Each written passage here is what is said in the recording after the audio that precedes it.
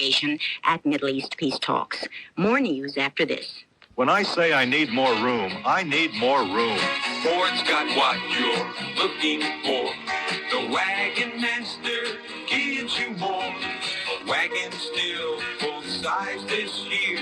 There's got to be a better idea. The Ford LTD wagon gives you more of what a wagon's for. It has more load space than the Chevrolet Impala wagon, more hip and shoulder room for 6 people. And with the optional heavy-duty trailer package, it's rated at half a ton more towing capacity than Chevrolet. Yet based on sticker price comparisons of comparably equipped vehicles, it's priced about the same. The Ford LTD wagon. It holds more, it hauls more than Chevrolet, but it's priced about the same. That's a better idea from the Wagon Master. When American needs a better idea, Ford puts it on wheels. Ford puts it on wheels. The 12 jurors who are deciding the fate of Maryland Governor Marvin Mandel were back at work today but broke off deliberations in the early evening. Governor Mandel's attorney says they appear to be far from reaching a verdict. One juror collapsed Friday night, and for a time it was uncertain when deliberations would resume. The jury began deliberating last Wednesday. Governor Mandel is accused of using his influence to assure the passage of legislation which would benefit his 5 wealthy co-defendants. The Big Sur, California fire is now in its 3rd week and has burned more than 100,000 acres. Other fires in drought-stricken California are in various stages of containment, as we learn in this report from Bob Donnelly of station KCBS in San Francisco. Most of the lightning-set fires in the Klamath National Forest of Northern California have been controlled, but there are several spots that are giving firefighters trouble. Mavis Hotchkiss of the California Fire Information Office have the details on the so-called hog fire and several others that are burning out of control. It has burned 1,680 acres at this point. The 2 single fires called the Fawn Fire and the Hamel Fire have burned for a total of 8,000 acres. 400 more men have been sent to fight this fire. But the Marble Cone Fire near Big Sur is still causing the biggest concern. Now in its 3rd week, the blaze has burned more than 123,000 acres. And officials say in one area, several summer residences are in danger. It's 50% contained, and 5,000 men are on the lines to keep it from spreading. Bob Donnelly for CBS News, San Francisco. Senator Frank Church is predicting a battle in the Senate over ratification of the Panama Canal Treaty. Church says the treaty, which turns over control of the canal to Panama at the turn of the century, is an emotional issue that will be easy to distort. Treaty negotiator Ellsworth Bunker says if the Senate fails to ratify, there will be unrest in Panama and perhaps other Latin American countries. President Carter has endorsed the treaty and has written to members of Congress asking for their help in winning ratification. There's a big problem with rats in Satellite Beach, California, and city officials are going back to nature to counter the pests. Tomorrow, they'll release 2 hawks, then later in the week, more hawks and maybe some barn owls. The birds are the natural enemies of rats, and city manager Richard Shin says other methods of eradication had too many drawbacks. We can't use poisons, we can't shoot them, there's no shooting allowed in the city, and it's impractical to use traps. And the county, who has the animal control, advised the only thing we can do is preventative measures and advising the population to keep their garbage covered and so forth. Satellite Beach, Florida City Manager Richard Shin. Now this. I'm Ron Weber, CBS Radio Sports, joining Brent Musburger and Jim Kelly on Sports Time. 3 evening wrap-ups of the events of the day and the events to come. We'll bring you scores and highlights of the games, comments from the players and managers, the news you want to know about the teams and competitions. Listen for Sports Time, 3 reports with Brent Musburger, me, Ron Weber, and Jim Kelly's late-night wrap-up, Monday through Friday, on many of these CBS Radio network stations. Oh, I see America working hard every day to educate her people to live a better way. The United Negro College Fund has helped blacks fulfill their potential in walks of life where they couldn't walk before. We want to give our best, please understand. We're not asking for a handout, just a hand. Give to the United Negro College Fund. A mind is a terrible thing to waste. A public service of this station and the Ad Council. And I'm Lee Thornton, CBS News. Americans are still dying by the thousands each year from kidney failure. But progress is being made in areas such as rapid computer cross-matching of tissue, improved immunosuppressant drugs, and most important of all, the increasing availability of donor kidneys. But the supply still doesn't meet the demand, and that's where you come in. Perhaps you never fully realized that in the event of your death, you can improve and sustain life in others after you're gone. The only catch is, you can't make the decision after you're gone. You have to make it now. And it's remarkably simple. Carry with you a uniform donor card, and in the event of your death, your healthy organs can sustain life in another human being. It's called transplantation, but a better word might be love. Write the American Kidney Fund, and they'll send you complete information. Write Kidney, Box 975, Washington, D.C. 20044. You'll never regret it. It's 8:07 now on News Radio 95, WWJ, Detroit. The CBS Radio Mystery Theater presents...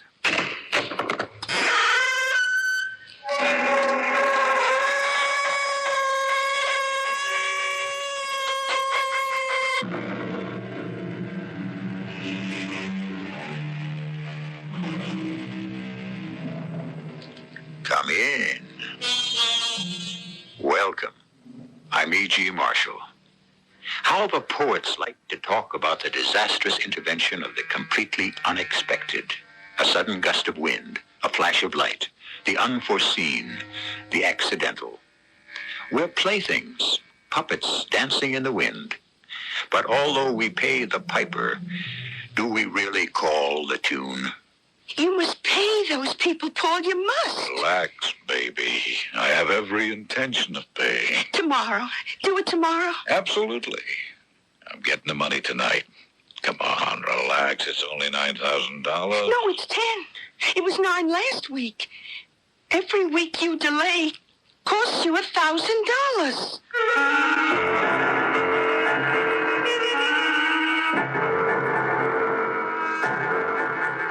Our mystery drama, Death is Blue, was written especially for the Mystery Theater by Sam Dan and stars Frances Sternhagen. It is sponsored in part by Buick Motor Division. I'll be back shortly with Act 1. If you've been taking notice of some of our 1977 Buicks, and if you've been thinking, wouldn't this summer be a great time to own one? It is. Announcing Buick's open door policy. An open invitation to come in and inspect, examine, and really discover why the 1977 Buicks are selling better than any other Buicks in history, and to discover that this is a great time to buy a new Buick. Your Buick dealer is open to reasonable offers. Buick's open door policy at your Buick dealer. As wise man, I am used to people asking me about the meaning of life, but ask me about leaky faucets, forget it, buddy. So I get help from Consumer Information Catalog. It is put out by the federal government, and it lists over 200 helpful booklets that you can send away for, from fixing your car to family budgeting. So send for free catalog. Just write catalog, Pueblo, Colorado, 81009. A public service message brought to you by the Consumer Information Center and this station. Did you ever stop to think that behind every successful business, there must exist an efficient group of well-trained individuals capable of doing everything from management to the day-to-day necessities of bookkeeping, clerical, and a variety of related tasks? Of course, rarely does one person do all of these, and so it is that the fields relating to general business practices are constantly on the lookout for well-trained personnel. At Wayne County Community College, the selection of business studies programs is a broad one. Whether you're looking for something along the lines of supervision or management, for general business or industry, it's there. Or how about an entry-level mid-management position as a qualified stenographer or secretary? There, too. But what about the basics, like general office clerical studies, or even introductory accounting? Well, all you need to do is enroll. To find out more about the many business studies programs or dozens of other career occupational offerings, why not phone Wayne County Community College today? That's WC3 at 832-1264, 832-1264, where today's goals become tomorrow's realities. There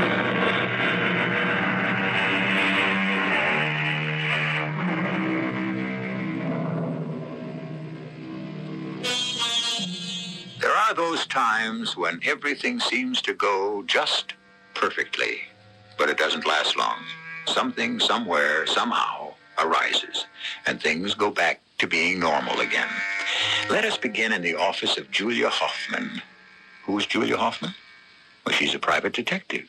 Well, not a private eye like Dashiell Hammett's Sam Spade, or Raymond Chandler's Philip Marlowe, or even Earl Stanley Gardner's Perry Mason. But she has her points, Miss Hoffman.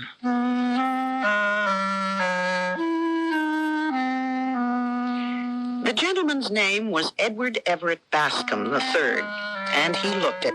He was between 35 and 40, tall, rather handsome, in a somewhat dissipated way. A splendid physique was beginning to show the ravages of good food, strong drink, and easy living. He was extremely nervous and very much ill at ease. But those are the kind of people we get. May I inquire your fee? Of course. $150 a day. $150? Plus expenses. Well, isn't that rather high? You would pay an automobile mechanic or a plumber between $15 and $20 an hour. Which is more important? Your kitchen sink, your car, or the problem you have brought into my office? I need your help. Exactly how may I help you, Mr. Bascom? It's a delicate matter. It involves my sister, Matilda Bascom, my spinster sister. Yes. She's about to make an awful mistake. Yes? A tragic mistake. By doing what, Mr. Bascom? By getting married. I take it you don't want her to get married. Not to Paul Darrow. You spell that? D-A-R-R-I-E-U-X. And what's wrong with Mr. Darrow? He's a liar, a thief, a scoundrel. You have proof? Miss Hoffman, he has to be. Why? Well, this is the delicate part. I have here a photograph of my sister, an 8x10 portrait so that you may see her clearly. Yes. It's in color, you notice. So? Speaking forthrightly, could she appeal to a man? Obviously she has. Miss Hoffman is after my sister's money. Why do you insist? Isn't it obvious? Oh, don't get me wrong, Miss Hoffman. She's my older sister. I adore her, but I face reality. And what is reality? Reality is that she is not an attractive girl. I mean, woman. She's almost 40. And she's very plain. The birthmark, that hideous birthmark. Hideous? Well, I'm trying to speak frankly. I hope you never said that word to your sister. I would die first. I'm being, as I said, frank. You may be overdoing it. You can see that blue birthmark. It covers her entire forehead and practically half her right cheek. And it offends you. It doesn't offend me. I'm just stating a fact. Well, obviously it does offend you. Well, I cannot pretend it doesn't exist. What is it that you require of me? I want you to prove that Paul Darrow is after her money. That Paul Darrow is either a criminal or possesses a criminal record. I want you to prove that to her. Mr. Bascom, how much money does she have? Each of us inherited $500,000 from our father. I see. Do you still have your $500,000? Is this question germane to our discussion? Do you? Well, no. I've had some reverses of a temporary nature. But she still has all of hers. Yes. Now, Miss Hoffman, I assure you I'm not thinking about the money. You're not? I love my sister. I want more than anything in this world to see her happily married, fulfilling her destiny as a woman. But I'm realistic. And therefore I want you to get printed proof of the fact that Paul Darrow is or was a criminal. Do you have a picture of Mr. Darrow? Yes, he's given several to Matilda. I assume your sister lives with you. She does. And does Mr. Darrow ever visit your home? Much too often. Good. Then you may even be able to secure a fingerprint. Now then, why spend money to hire me when you can quite easily handle the entire affair yourself? Myself? Gather as much information as you can about Mr. Darrow. Go to the district attorney. Tell him you have reason to believe that your sister is about to be victimized by a suspected confidence operator. But His office will do all the work. I don't know the district attorney. I couldn't ask for a favor. Your taxes pay his salary. You're entitled to it. That's exactly how I'd go about it. Mr. Bascom, I'm trying to tell you that the district attorney and every other officer of the government is your paid servant. You need not hire intermediaries. It's more than that. Well, it's a matter of presenting the facts to Matilda. Presenting them? Why should that be a problem? Well, I thought a professional detective who is also a woman would have the proper tactful approach to... In other words, since you are unable to behave like a brother, you want to hire me to act like a sister. Could you start immediately? She's so infatuated, she may decide to run away with him at any time. Every now and then, one just drops into your lap. This makes up for the ones that fall on your head. But it was so easy, so unbelievably simple. Let's see, Mr. Bascom came into my office with his problem at 9:30 in the morning. At 10:15, I was in the office of an assistant district attorney. At 10:16, he said to me, Julia, that's pretty Paul Darrow. What's he up to this time? He wants to get married. I bet she's rich. Rich enough. And ugly. No woman is really ugly, Tom. Just unfulfilled. You know, he's a specialist. In what? Separating women from their money. Is there a sheet on him? Oh, as long as your slender, lovely arm. At 11:15, I phoned Mr. Edward Everett Bascom. Yes, Miss Hoffman? I have the information you asked for. Proof? Proof of that man's criminal record? Yes, Mr. Bascom. Proof. So soon? When can you bring it to me? Anytime you say. Now. At 11:45, I was in the Bascom living room. I showed Mr. Bascom the dossier on Paul Darrow. He was overjoyed. He didn't even grimace when he wrote out my check. And then the door opened. She came into the room. She was tall like he was, well-built like he was. She resembled him so closely, it was obvious they were brother and sister. She had the kind of face which makes a man handsome and a woman plain. And, of course, the birthmark. It covered her forehead and most of her right cheek. It was a violent, angry, livid blue. You wanted to see me, Ed? Yes, Matilda. May I present Miss Julia Hoffman? How do you do? How do you do? Miss Hoffman is a detective. Oh, I do hope there's nothing wrong. A private detective. Oh, I see. Am I to assume that you hired her in my best interests? Well, yes, Matilda. Then would you excuse yourself and leave me alone with Miss Hoffman? Well, I'm sure you already know what she's come to tell me. Yes, but I would like to speak with Miss Hoffman privately. All right. Of course. In that envelope, Miss Hoffman, I'm sure you have proof that my fiancé has a criminal record. Then you know about it. Of course. He's been in jail once, 10 years ago. Sold a widow's stock in a non-existent corporation. He's been connected with several confidence schemes since. I'm aware of all of them. He claims to be a salesman, but in fact, he has no visible means of support. That's not true. His support is quite visible. It's me. Miss Bascom, I was hired to present you with certain facts. I have done so. I will leave these papers here. Thank you. But I intend to marry Paul Darrow in any event. Would you like to know why? Obviously, you're in love with him. Exactly. Do you understand that? Why can't my brother? All your brother can see is a man who's out to steal your money. Oh, but that's true enough. Well, I don't object to it. Why not? Because he's going to give me my money's worth. Do you understand? Yes. I believe you really and truly do. I like you, Miss Hoffman. You're a kind, sensitive woman. I watched you as I walked into the room. I watched the expression on your face. I'm an expert at watching people's first reaction to me. Your face was frank, open, friendly, as if there were nothing at all wrong with me. But there isn't. Oh, there is.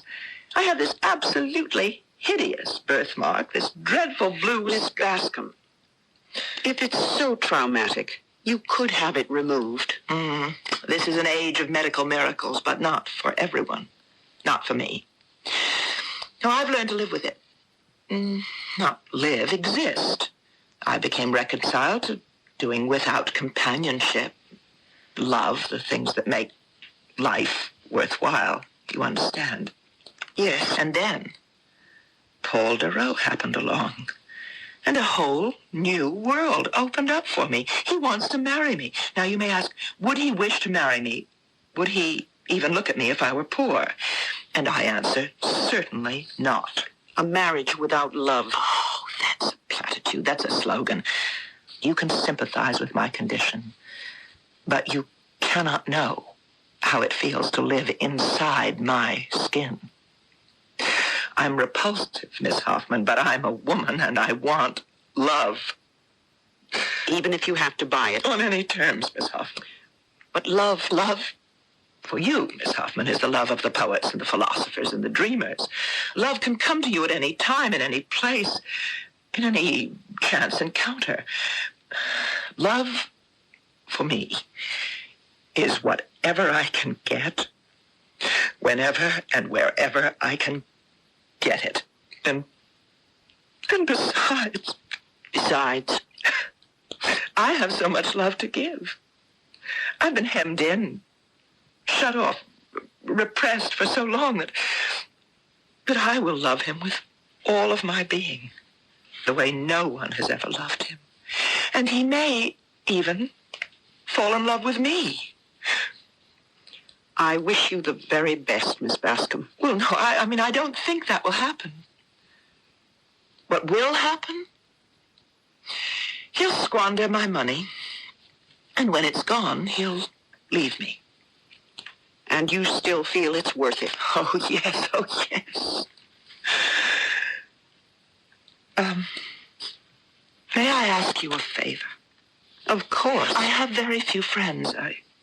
Well, actually, none at all. And I was wondering, may I ask you to be the maid of honor at my wedding? Well, I'd pay you for your time. Oh, now, please, Miss Bascom, please don't spoil it. You're all invited to the wedding. Who knows what kind of wedding this could turn out to be? Certainly, you must admit it differs from most weddings, since both parties are entering upon this matrimonial venture with their eyes wide open. All we know about the bridegroom so far is that he specializes in separating women from their money. One way or another, this may turn out to be a very short marriage. I shall return in a few moments with Act 2. If you're a mother and a doctor told you you might save your child's life by a touch of your hands once a month, you wouldn't forget it, would you? Of course not. And yet right now, your American Cancer Society is telling you that you can help save your own life by a touch of your hand once a month. I'm Patty Dugaston, and I'm talking about breast self-examination. I'm asking you, please, for your own peace of mind, not to forget your monthly breast self-examination. In American women, breast cancer occurs more than any other cancer, but detected early, the rate of cure can be extremely high. Self-examination is the best way to ensure early detection. If you know how to do it, don't forget. If you don't know, ask your doctor to show you, or get the free instruction pamphlet from your American Cancer Society. And remember, To help wipe out cancer in your lifetime, give generously when your American Cancer Society volunteer calls. Americans still care about their country, and they care about one another. Americans learned many lessons while celebrating the bicentennial. Reverend Lawrence McNamara reflects on one lesson. In 1976, we rediscovered that it's okay to feel good about ourselves as long as we're honest. We know we have problems individually and as a people, but we also know that we can and will do something about them. This includes our determination to do something about poverty in America, to change the things that keep 40 million people locked in a cycle of loneliness, hunger, powerlessness. We know we can't eliminate poverty overnight or acting alone, but we can work at it with others. Start with your local church, synagogue, or community agency. Like the people who started this country and who helped it grow, Americans today are looking for a new start. So let's begin again, together. Campaign for Human Development, United States Catholic Conference.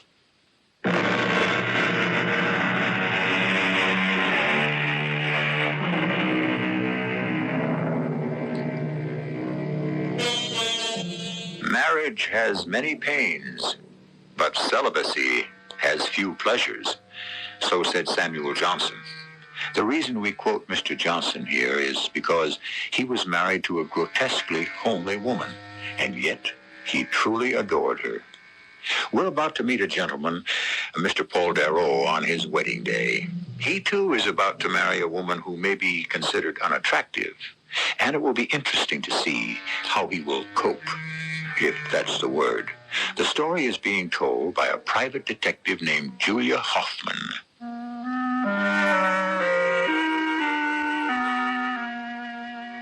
And so they were married.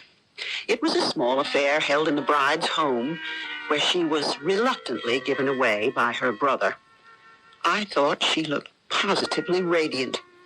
The groom, Paul Darrow, was a slender, handsome man. To me, he looked like a confidence operator. But then again, I'm a detective, and we do tend to take a dim view of things and people. It's an occupational hazard. We're not always right. Miss Hoffman? Congratulations, Mr. Darrow. You disapprove of me, don't you? And you know why. Yes. You're a detective, and you checked me out. You're a hunter of women, Mr. Darrow. And what chance did vulnerable, defenseless Matilda have against you? Not at all. Then we understand each other. No, not completely. If all I wanted was Matilda's money, I could do better elsewhere. Really? Oh, she's comfortably well off, but she's not fabulously wealthy. Do you understand? No. At first, it was all a play for her money. But then... Let me finish. You gazed into her eyes. An emotion you never knew before took possession of your heart, your mind, your soul. For the first time in your life, in your wasted, misspent life, you fell in love. Yes, that says it. I'm disappointed. I would imagine you'd have a better line than that. The truth of the matter is I don't. What you just said, the old tired, for the first time, my darling, I know love, true love. That old chestnut. That's the way it is. What are you trying to tell me, Mr. Darrow? That I'm in love with her. Oh, yes, it defies logic and all understanding. But I am in love with her. Are you telling me, Mr. Darrow, that the leopard has changed his spots?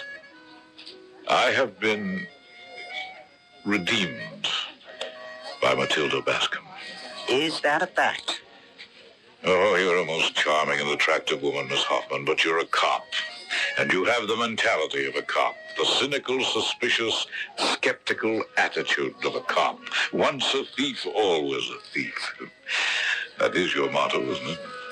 Well, it may sound hard and even unfair, but unfortunately it's supported by the record. Oh, there you are. Oh, I hope you two get to know each other, like each other. Julia. Isn't he wonderful? Well, he certainly fills me with wonder. A detective, by the very nature of the job, sees people at their worst, and after a while, begins to suspect the worst in everybody. Why? Why couldn't I give Paul Darrow the benefit of the doubt? At least I should be grateful to him. Right or wrong, I was becoming cynical, suspicious, skeptical. It certainly was doing nothing to improve me as a human being. Paul and Matilda Darrow went off to live in a house at North Beach. Matilda kept inviting me out there, but one thing and another kept coming up. Almost a year had gone by when, guess who walked into my office about guess what? He's about to drain her of every last cent she has in the world. You know this for a fact. Miss Hoffman, I wouldn't come here to buy your valuable time if I didn't know it for a fact. And what is the fact? I received a call from her broker, Emil Morgan. Emil's upset, as he should be, as I am. She told him to cash in $100,000 worth of municipal bonds. Mm-hmm. He asked her why. She said she wanted the money. He asked her why she wanted so much cash. She wouldn't tell him. So, I asked her. She said Paul had an excellent business opportunity. She used the word excellent, not me. Well? Well, what do you mean, well? Isn't it obvious? He's simply going to steal that money from her. Probably. Well, how can you sit there and say probably? What else is there to say about it? Well, she should be... She should be what? Well, told about it. She knows about it. She's even more aware of this man's basic character than you are.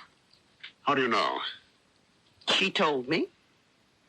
She told me, too. Then let's face reality, Mr. Bascom. She has taken a flyer in romance. She knows she's buying worthless stock. She knows she's buying the glitter and not the gold. But she's getting a terrific dividend of happiness while it lasts. Oh, that's nonsense. I can see her point. Well, not necessarily agree with it, but see it and understand Well, it. just because you're a woman, Miss Hoffman, don't think you have a monopoly when it comes to understanding a woman's emotions. Mr. Bascom, why is this a matter for a private detective? What can I tell Matilda about her husband that she doesn't already know? You can tell her that he's got another woman. Does he? He must. Can you state that as a fact? Absolutely. Well, who is she? I don't know who she is. I only know she exists. How do you know? She has to. He has to have another woman. But you have no evidence. Evidence. All right. That's why I've come to you. Why are you so sure? Because I know the Paul Darrows of this world. I know them very well. It's quite possible that Paul Darrow was truly in love with my sister. You admit it. That was a year ago, but by now he is tired of her. It has nothing to do with her disfigurement, that awful blue birthmark. Even if she were Miss America, she'd begin to bore him. So find out who the other woman is. Get me the evidence.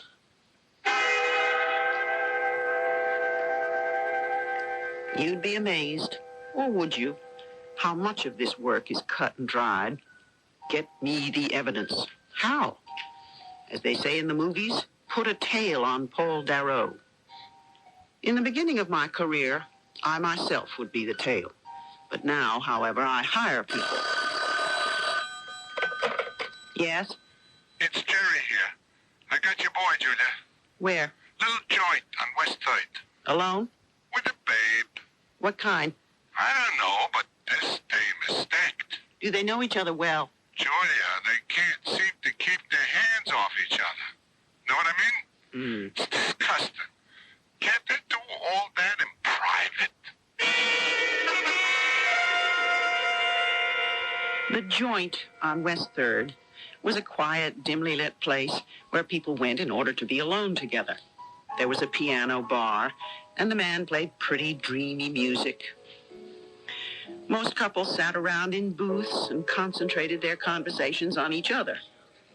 Paul Darrow and his attractive female companion were too taken up with themselves to notice me.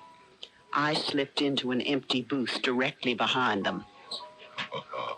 Baby, there's nothing to worry about. I know, sugar. It's just I don't see you enough.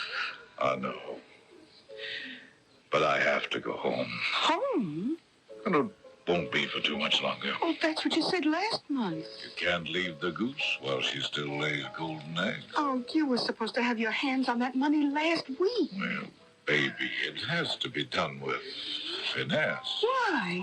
Why not just grab the money and walk out? Paul, you have to get that money. You have to. I'm aware of it. I don't think so, honey. You already owe some of that dough. Why, no. It's only $9,000. That was last week. This week it's 10. I told you, those guys have a wild way of figuring interest. Bonds are due to be delivered tomorrow. Grab them and run.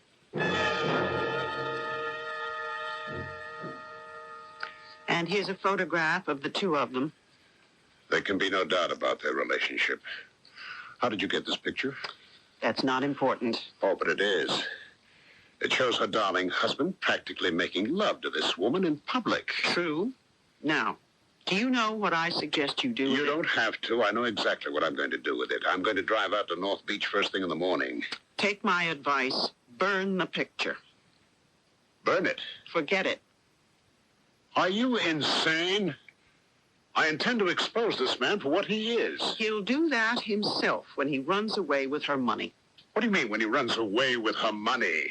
Paul Darrow is a desperate man. He's in the hands of the loan sharks. That's his problem. If he doesn't pay off, they'll kill him. I'll shed no tears. But Matilda will. I know my sister now. She'll take anything from him except another woman. She'll throw him out. And she'll hate you for the rest of her life. This is a lesson she has to learn for herself. The only lessons of lasting value are the ones we pay for. $100,000 is a good price. I can't believe you're serious. You know I'm right. Are you saying that we should permit this man to steal $100,000? He worked for his money. I can't believe we're having this kind of a conversation.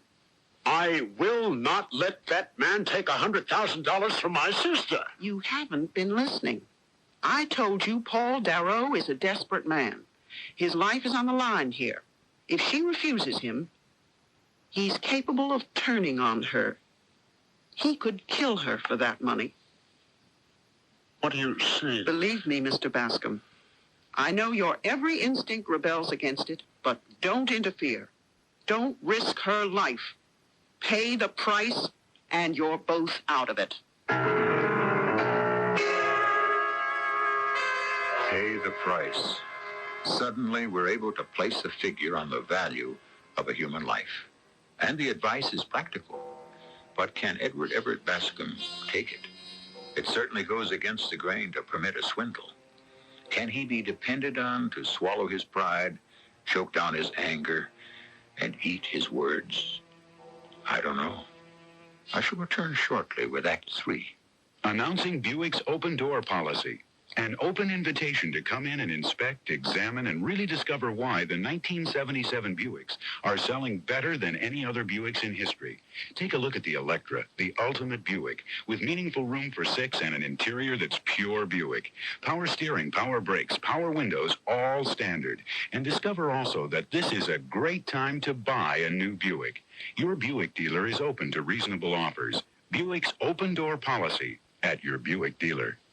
Think of where we'd be without college-trained minds. It was college-trained minds that conquered polio, smallpox, diphtheria, tuberculosis, that gave you vitamins and X-ray and miracle drugs.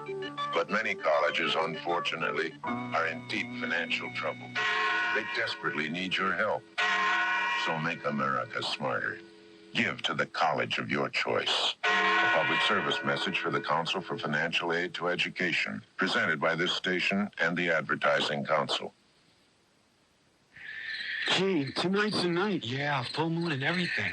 I heard some of the other guys talking about it. They didn't know I heard them. Well, I'm ready.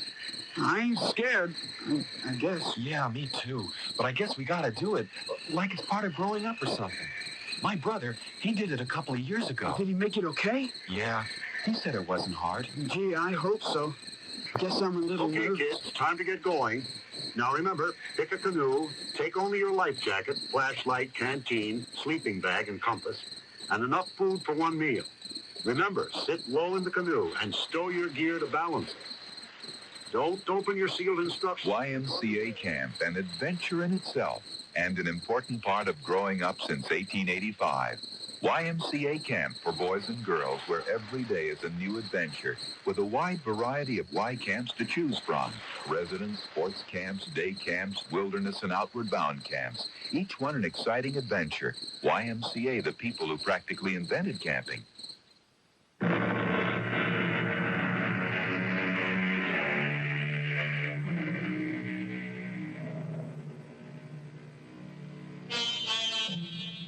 Truly good advice is seldom welcome, and those who need it most appreciate it least. Private Detective Julia Hoffman is in the business of giving advice. She has just delivered some very hard-to-take counsel to a gentleman who has been resisting her every step of the way. You know I'm right. Her safety should be the first consideration. And we're just going to let this fellow walk out with 100,000? Yes, and he's gone forever. And so what's going to happen? From what I understand, her broker can't stall her off any longer. He'll have to deliver the cash for the bonds tomorrow or the next day. And then? You know, and then. She'll give him the money, presumably to invest in his new business. And he'll walk out the door with it, never to be seen again. That's correct. Well, that goes against the grain, but... All right. You're correct. I won't say a word to her. Let's be rid of him. One way or another, let's be rid of him. That was on a Tuesday afternoon. On Tuesday evening, I spoke to Matilda on the telephone. Julia, what a pleasant surprise. How are things, Matilda? Oh, wonderful. I'm glad to hear that. I'm happy, Julia, really and truly happy. Then that's all that counts. How is Paul? Oh, he's marvelous. Good. He's all excited, optimistic. Really? Yes, he got a chance to buy into a fabulous business. And you're going to give him the money for it. What else is my money for? What else, indeed? Now, Julia, I know you're skeptical about Paul. Well... But he's changed. Maybe marriage has changed, and maybe I changed him. But he's a new Paul, a different Paul. Oh, Julia, how is it possible to be so happy?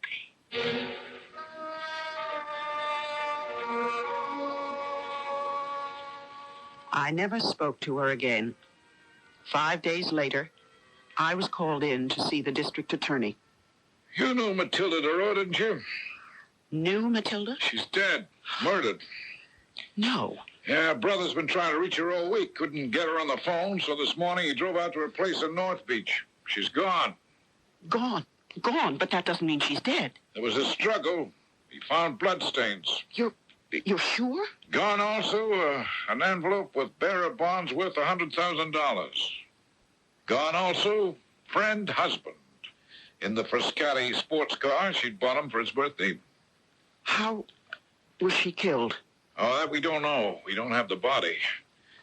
A neighbor, Mrs. Manson, said that at twilight yesterday she saw Mr. DeRoe carrying a huge sack down to the dock. A huge sack? And she wasn't suspicious? Of what? They have a cabin cruiser. At that time, she thought DeRoe could have been taking supplies down to the boat.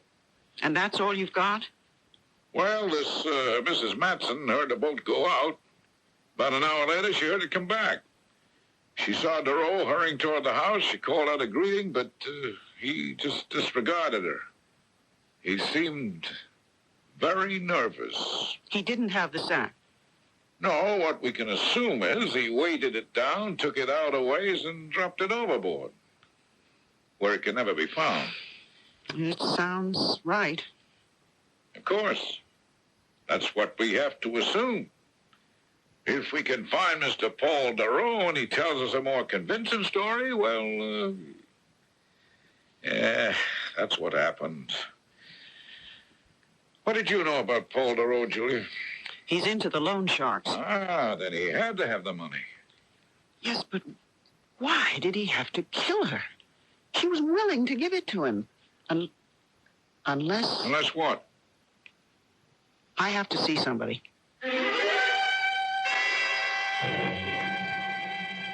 But I didn't tell her. Then why did she refuse to give him the money? I don't know. The only thing that could make her angry enough would be if she found him unfaithful. But I didn't tell her. How do I know? Because we agreed, you and I. I don't trust you. You saw that 100,000 flying out the window and it was too much for you. I swear to you that I... You didn't tell her, I didn't tell her, then how did she find out? I don't know, but I do know this. I want that animal found and brought to justice. I inherit what's left of her estate, and it's quite a bit. I'll spend every penny hunting that murderer down. Mr. Bascom, let's back off and look at this thing from another perspective. How do we know you didn't kill her? Me? I spoke with her broker, Mr. Morgan. Unlike yours, which has been senselessly squandered, her estate has been carefully tended. It's grown to almost $1 million. You are the sole heir. This is an entirely reasonable conjecture. You could have killed her. If I killed her, why did her husband disappear? What do you want him to do? Who'd believe him with his record? He's running for his life. Are you saying that I murdered my own sister? I'm saying there are a number of possibilities. But do you believe it? At this point, I don't know what to believe.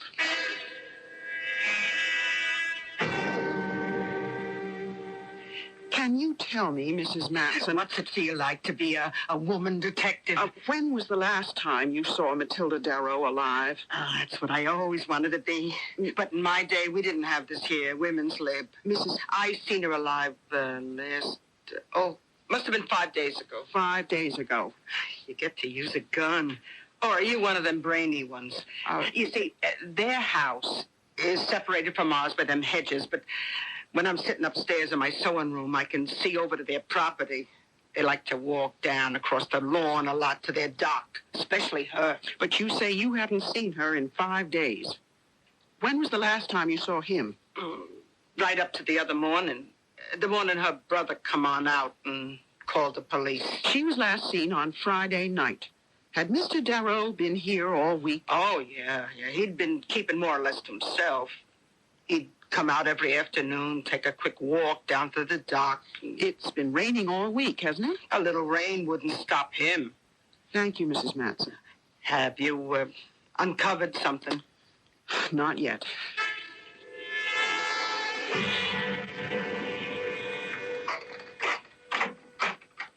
Yes? Miss Doralee Spurich? The same. May I come in? Why? Would you like to win $1 million? What do I have to buy? Nothing. Who do I have to kill? No one. Come in. Let's hear your line anyhow. So, how do I win $1 million? First, tell me, what's $1 million worth? No, you have to do the talking. Is it worth your life? Oh, sure. Then I offer you the equivalent of $1 million. What's this? Where's Paul Darrow? Who? No, we can't waste time. No, you look here. You look here. Who? I don't know what you're talking about. All these things waste time. Look at this picture. At every detail from every angle. Mr. Paul Darrow is wanted for the murder of his wife. If you conceal or withhold any information concerning Mr. Darrow, you become an accessory, and it can mean life imprisonment. But I didn't... I haven't finished. On the other hand, since I have my own way of knowing that you really didn't assist Mr. Darrow in the actual murder, why do you even have to be brought into it? Who has to know that you and Mr. Darrow have been intimate? That's a lie. Is it? Really? And recently. Now, where is he?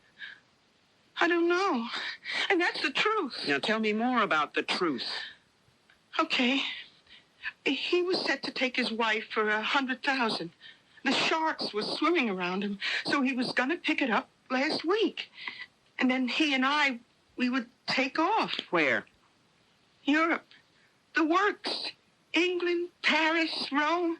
We'd have enough to live it up for a while. Well, he was supposed to pick up the dough Friday night and meet me here Saturday morning. He never showed. Maybe he ran out on you. I don't think so. You mean your pride won't let you think so? I think they killed him. Who? The Sharks. Why? He only owed them $10,000. How do you know it was 10,000? I know things. Why kill him? He had the money to pay off. Maybe he had too much money. Maybe they saw the size of that roll and they figured, why not grab it all? So he's under cement, under a garbage dump. Oh, he was a great guy when he had it. Tom? Yeah, Julia? Anything new in the DA's office on the Darrow case? No, we haven't been able to take a single step forward. Except for your angle on the loan sharks. We've run that down. It's true, he could be gone that way. So he killed her for the money, and the Sharks killed him for the money. Is that the way it could wind up? Well, all the pieces would fit together neatly. Don't you buy it? Could I have your permission to search the house at North Beach? Oh, what do you expect to find? You never know until you look.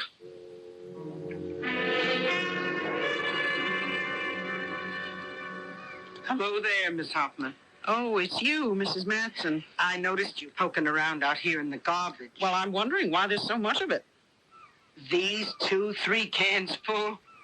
You should come over and see mine. This is nothing. Well, don't they collect garbage around here? They do when they ain't on strike. Oh. Well, how long have they been out? Oh, 3 weeks. 3 weeks? I noticed you took them 2 things out of the garbage can. Are they clues? That handkerchief and that thing that looks like a little round plastic disc. Are they clues?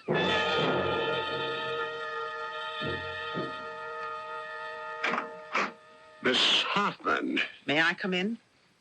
Yes, of course. Is there anything new? Yes. What? Tell me.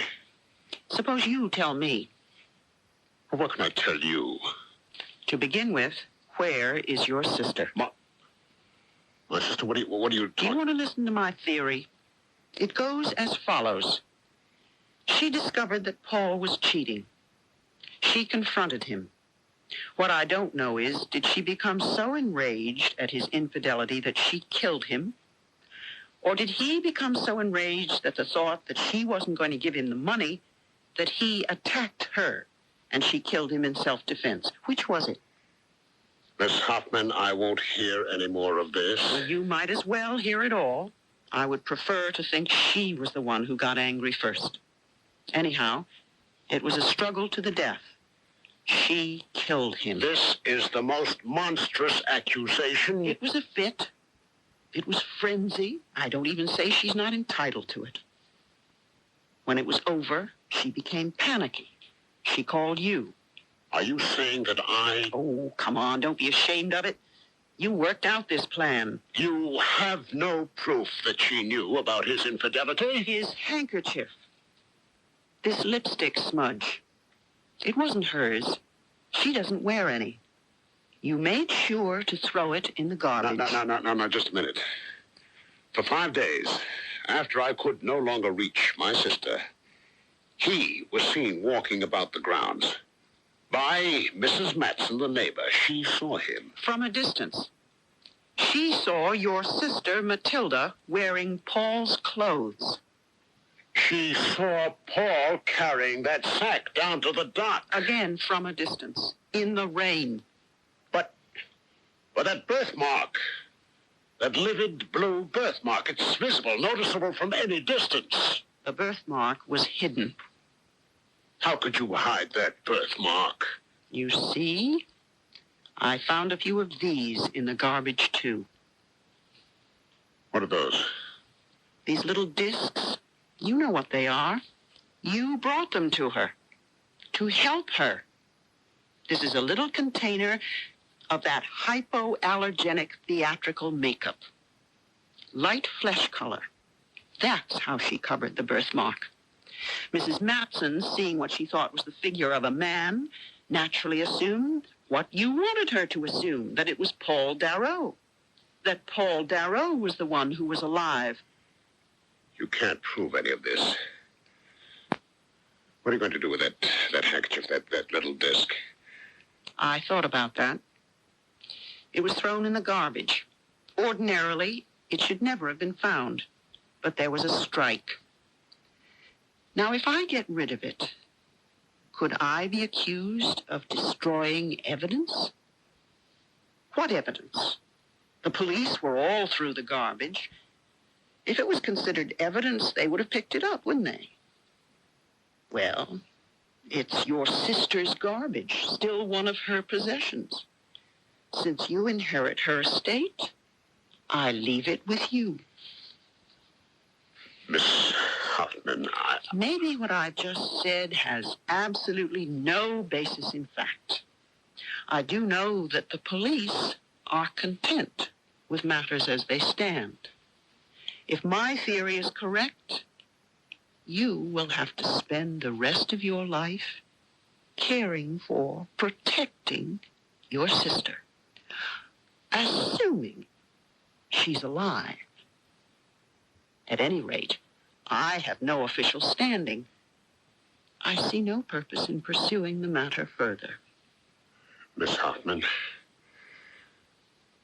I want to say that... No, Mr. Bascom.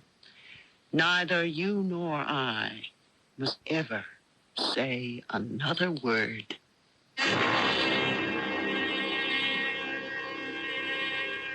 And they didn't. And so, we don't know. We really don't know who killed whom. That is, we don't know officially. This story took place some years ago, and neither Matilda nor Paul were ever seen again. The official version is that Paul killed her, and the mob killed Paul. The mob. It really does come in handy sometimes, doesn't it? I'll be back in just a few minutes. Would you like to go back to school, but you can't afford it? Well, if you're a veteran, you can probably get some help from the Veterans Administration and the new longer-term, higher-paying GI Bill. If you're single and enrolled full-time, you can get nearly $300 a month, even more if you're married. Plus, the new GI Bill will pay for up to 5 full years of school, and that's usually enough for a graduate degree. There's also money available for tutors, a direct loan program, and to help solve other problems, there's a VA representative right on many college campuses.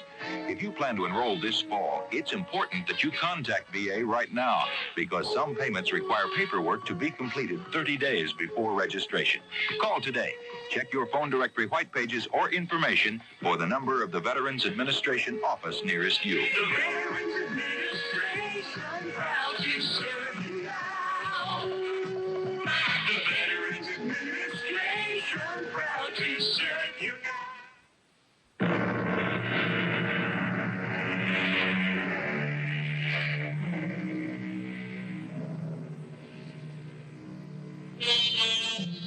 People set such store by beauty, and yet some of the greatest women in history were either homely or possessed a very special kind of beauty.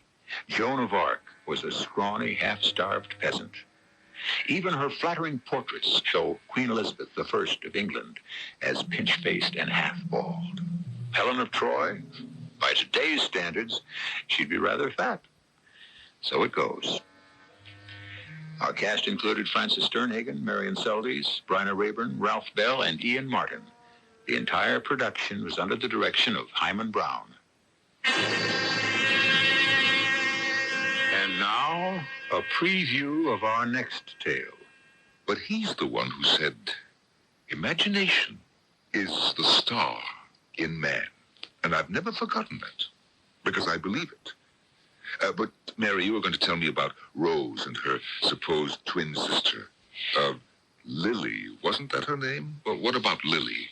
Oh, she mentions her very casually every now and then. Says, Lily didn't finish her lunch, or Lily is thirsty, or things like that. I pretend I haven't heard anything out of the way, or sometimes anything at all. I'm still making her acquaintance, you might say. I have to feel my way to her friendship. And if it can be done, you'll do it, Mary. Well, I'll try, Doctor. But I don't know that young Rose will ever choose to be real friends with anyone. Anyone, that is, but Lily. This is E.G. Marshall inviting you to return to our Mystery Theater for another adventure in the macabre. Until next time, pleasant dreams.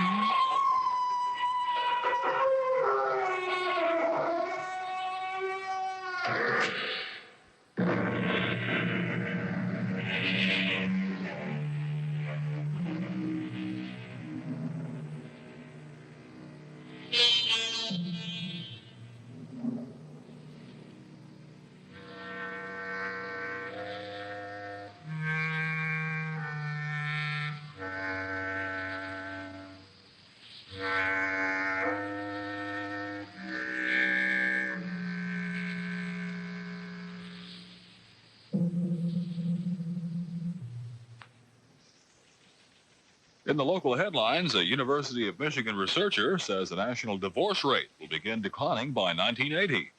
The co-owner of a Detroit halfway house for the mentally disturbed has been accused of attempted murder in the shooting of a house resident.